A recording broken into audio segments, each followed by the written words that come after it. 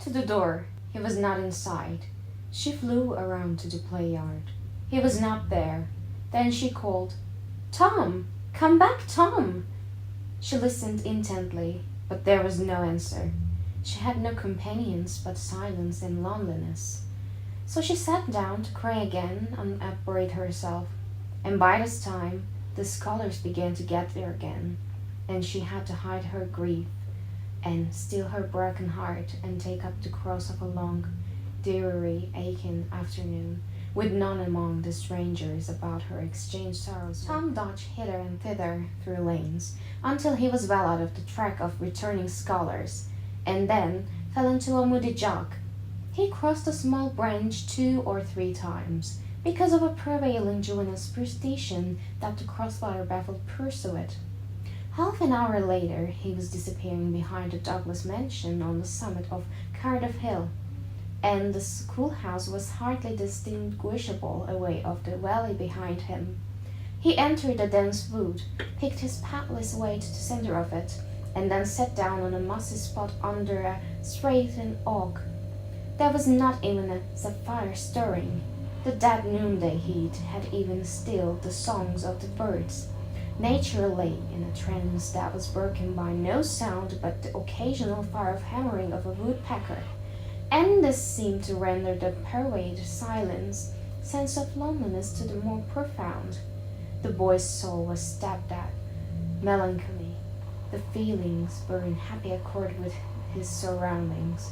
He sat long with his elbows on his knees and his chin in his hands, meditating.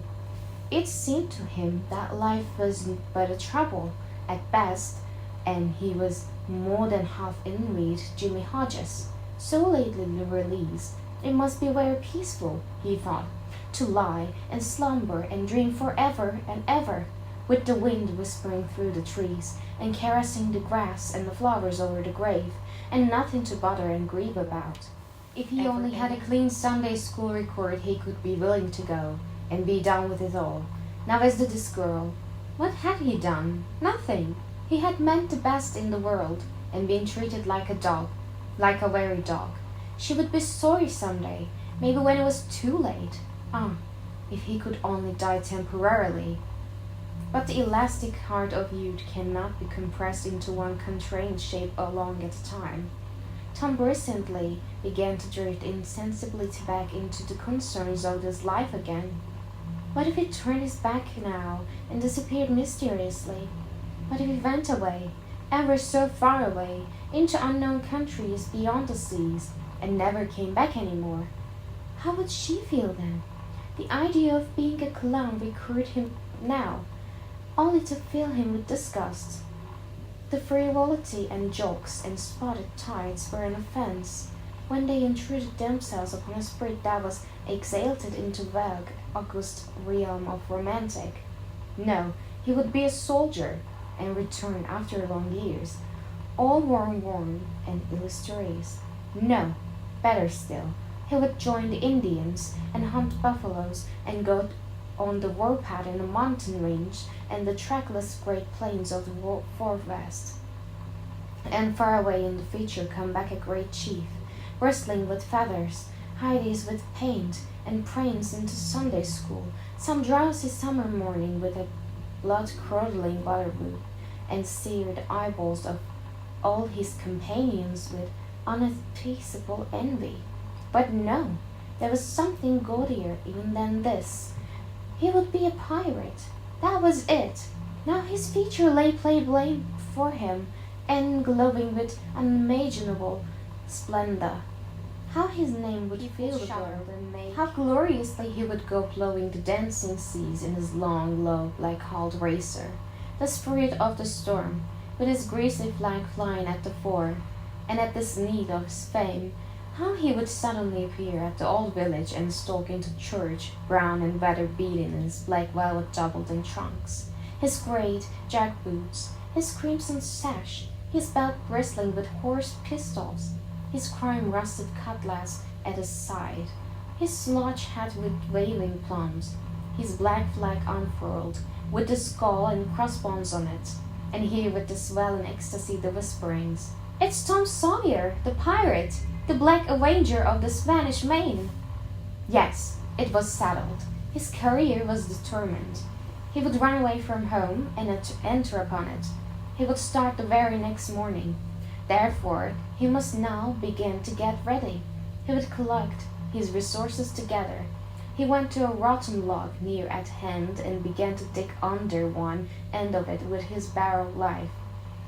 He soon struck wood that sounded hollow. He put his hand there and uttered this incantation imperiously.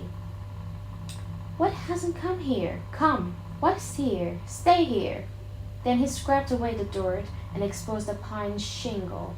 He took it up and disclosed a shapely little treasure house whose bottom and sides were of shingles. In it lay a marble. Tom's astonishment was boundless. He scratched his head with a perked head and said, "Well, that beats anything." Then he tossed the marble away pettishly and stood cogitating. The truth was that the superstition of his had failed, which he and all his comrades had always looked upon as infallible. If he buried a marble with certain necessary incantations and left it alone a fortnight, and then opened with a place with the incantation he had just used, you would find that all the marbles you had ever lost had gathered themselves together there. Meantime, no matter how widely they had been separated. But now, this thing had actually unquestionably failed. Tom's whole structure of faith was shaking to its foundations. He had a many times heard of this thing succeeding, but never of its failing before. It did not occur to him that he had tried several times before himself, but could never find a hiding places afterward. He puzzled over the matter some time, and finally decided that some witch had interfered and broken the charm. He thought he would satisfy himself on that point, so he searched around till he found a slow sandy spot with a little funnel-shaped depression on it. He laid himself down and put his mouth close to the depression and called, "Doodlebug, Doodlebug, tell me what I want to know. Doodlebug, Doodlebug, tell me what I want to know." The sand began to work, and presently a small black bug appeared for a second and then darted under again in a fright. "He doesn't tell, so it was a witch that done it. I just knowed it."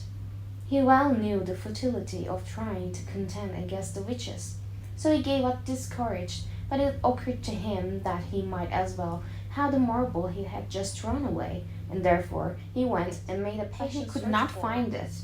Now he went back to his treasure house and carefully placed himself just as he had been standing when he tossed the marble away. Then he took another marble from his pocket and tossed it the same way, saying, "Brother, go find your brother." He watched it where it stopped, and went there and looked, but it must have fallen short or gone too far, so he tried twice more. The last repetition was successful. The two marbles lay within a foot of each other. Just here the blast of a toy tin trumpet came faintly down the green aisles of the forest. Tom flung off his jacket and trousers, turned the suspender into a belt, racked away some brush behind a rotten log, disclosing a rude bow and arrow, a loud sword and tin trumpet, and in a moment had seized these things and bounded away, bare-legged, with fluttering shirt. He presently halted under a great elm, blew an answering blast, and then began to tiptoe and look warily out, this way and that. He said cautiously to an imaginary company, "Hold, my merry man, keep hid to lie below." Now appeared Joe Harper, as airily clad and elaborately armed as Tom. Tom called, "Hold, who comes here into Sherwood Forest with my pass?" Guy of Gisborne wants no man's pass. "Who art thou that? There's to hold such language," said Tom, prompting, for they talked by the book from memory. Such language. "I, indeed, I'm Robin Hood, and thy captive carcass soon shall I know. Then art thou indeed famous outlaw?" Right, gladly will I dispute with thee passes of the merry wood, have at thee. They took their light swords, down their other traps on the ground, struck a fencing attitude, foot to foot, and began a grave, careful combat, two up and two down. Presently Tom said, Now if you got to hang, go it lively. So they went it lively, panting and perspiring with the work. By and by Tom shouted, Fall! Fall! Why don't you fall? I shan't. Why not fall yourself? You're getting the worst of it. Why, they ain't nothing. I can fall. That ain't the way it is in the book. The book says, Then with one backhanded stroke he slew poor Guy of Gisborne. Your turn around and let me hit you in the back. There was no getting around the authorities. So Joe turned, received the whack, and fell. Now, said Joe, getting up, you got to let me kill you. That's fair. Why? I can't do that. It ain't in the book. Well, it's plain mean, that's all. Well, say Joe, you can be for a truck or much the miller's son, and let me with the quarter staff, or I'll be sheriff for Nottingham. You be Robin Hood a little while, and kill me. This was satisfactory, and so these adventures were carried out. Then Tom became Robin Hood again, and was allowed by the treacherous nun to bleed his strength away through his neglected wand. And at last Joe, representing a whole troop of weeping outlaws, dragged him sadly forth, gave his bow into his feeble hands, and Tom said, Where this arrow falls, they bury poor Robin Hood under the greenwood tree. Then he shot the arrow and fell back and would have died, but he lit on a needle and sprung up to dress themselves, hid their accoutrements, and went off grieving that there were no outlaws any more, and wondering what modern civilization could claim to have done to compensate their loss. They said they would rather be all outlaws a year in Sherwood Forest than President of the United States. Chapter 9. At 9:30 that night, Tom and Sid were sent to bed, as usual. They said their prayers, and Sid was soon asleep. Tom lay awake and waited, in restless impatience. When it seemed to him that it must be early daylight, he heard the clock strike 10. This was despair.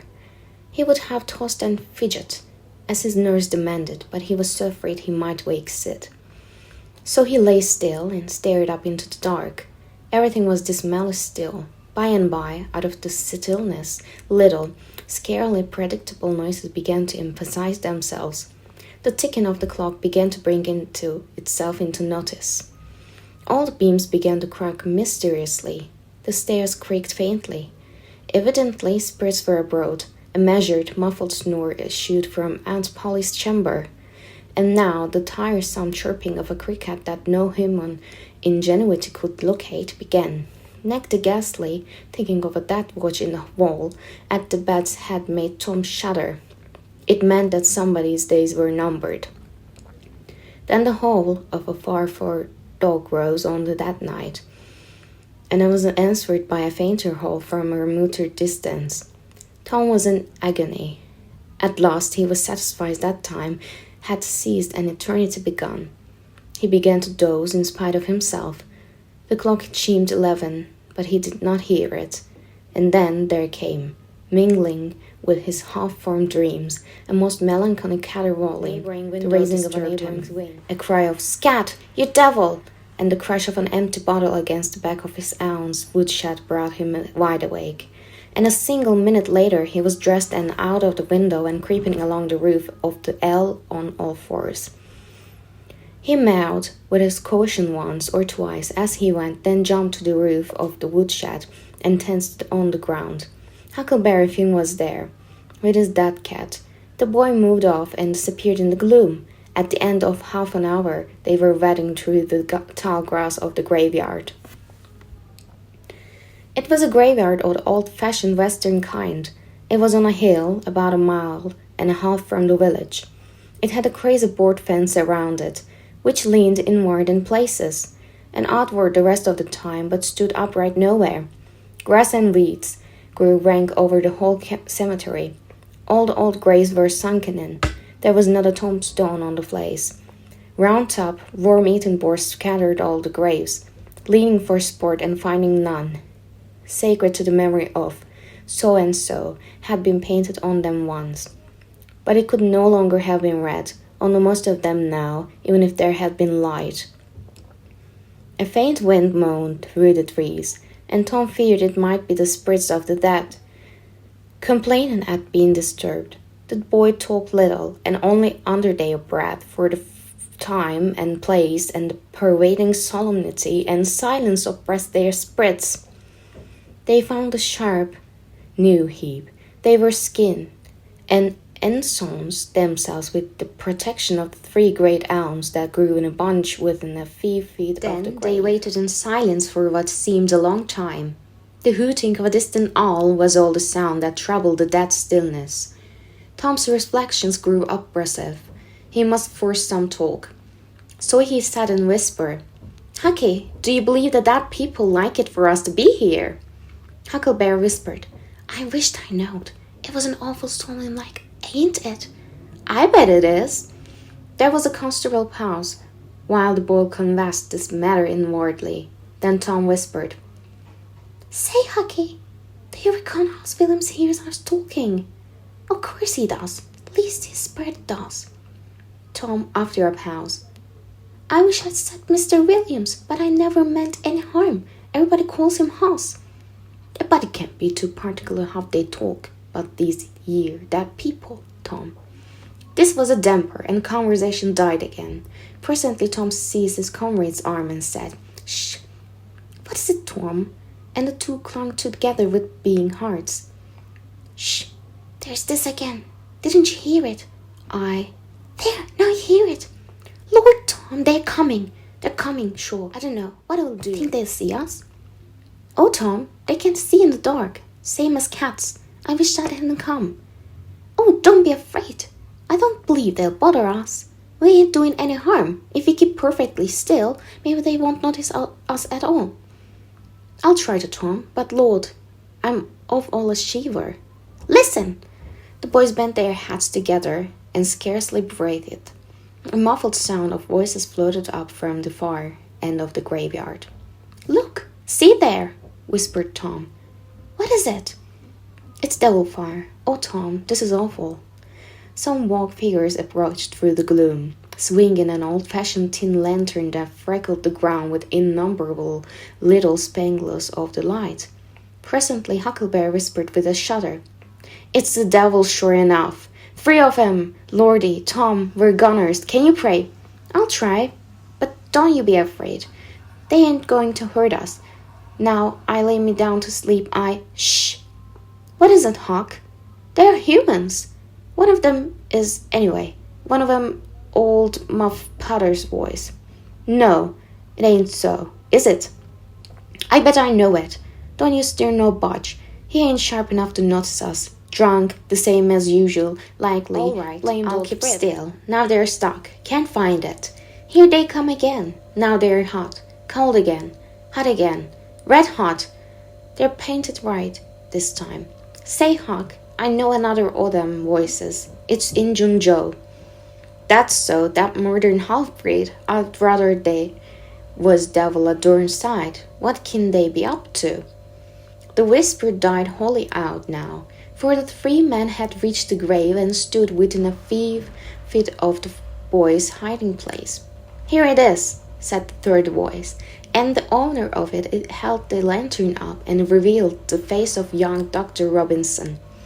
Potter and Injun Joe were carrying a hand barrow with a rope and a couple shovels on it. They cast down their load and began to open the grave. The doctor put the lantern at the head of the grave and came and sat down with his back against one of the elm trees. He was so close, the boys could have touched him. "Hurry, man," he said in a low voice. "The moon might come out at any moment." They growled a response and went on digging.